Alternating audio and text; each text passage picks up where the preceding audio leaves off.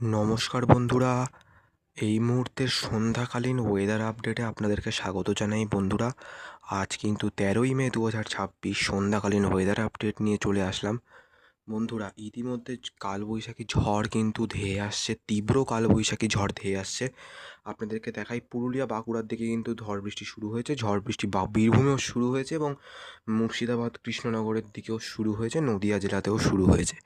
এই কালবৈশাখী ঝড় কিন্তু আজকে অনেকটাই কম হবে, কিন্তু দেখলাম যে কয়েকটি জেলায় স্থানীয়ভাবে ভারী থেকে অতি ভারী বৃষ্টিপাত হচ্ছে এবং তার সঙ্গে তীব্র ঝড়।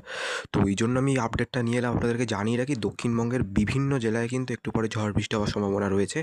তার মধ্যে পড়ছে উত্তর চব্বিশ পরগনা, বাঁকুড়া এবং দক্ষিণ চব্বিশ পরগনার কিছু অংশে, কলকাতার কিছু অংশ এবং আম, এই দিকের কী যেন বলে ওটাকে, পূর্ব মেদিনীপুর, পশ্চিম মেদিনীপুর, এই 4-5টা জেলায় কিন্তু ভারী থেকে অতি ভারী বৃষ্টি। কয়েক জেলায়, আমি কিন্তু বলছি না সব জায়গায় হবে, কয়েক জেলায় কিন্তু ভারী বৃষ্টিপাত এবং কয়েক জেলারও কয়েক অংশে বৃষ্টিপাত হবে এবং ঝড়টা দেখা যেতে পারে। আপনাদেরকে দেখাই যে পুরো দক্ষিণ ভারতে কিন্তু মৌসুমি বায়ুর যে প্রাক বর্ষার বৃষ্টি কিন্তু শুরু হয়েছে। পুরো দক্ষিণ ভারতে কিন্তু ফাটিয়ে বৃষ্টি হচ্ছে, পুরো দক্ষিণ ভারতে।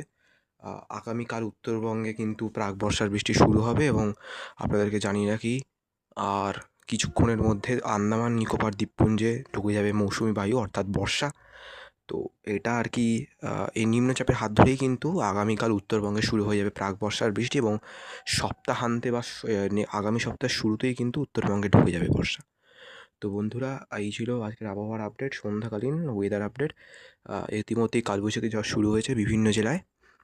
তো আজকের জন্য ব্যাস এটুকুই, কালকে আমি আপডেট নিয়ে আসছি, আপনারা দেখতে থাকবেন। টাটা।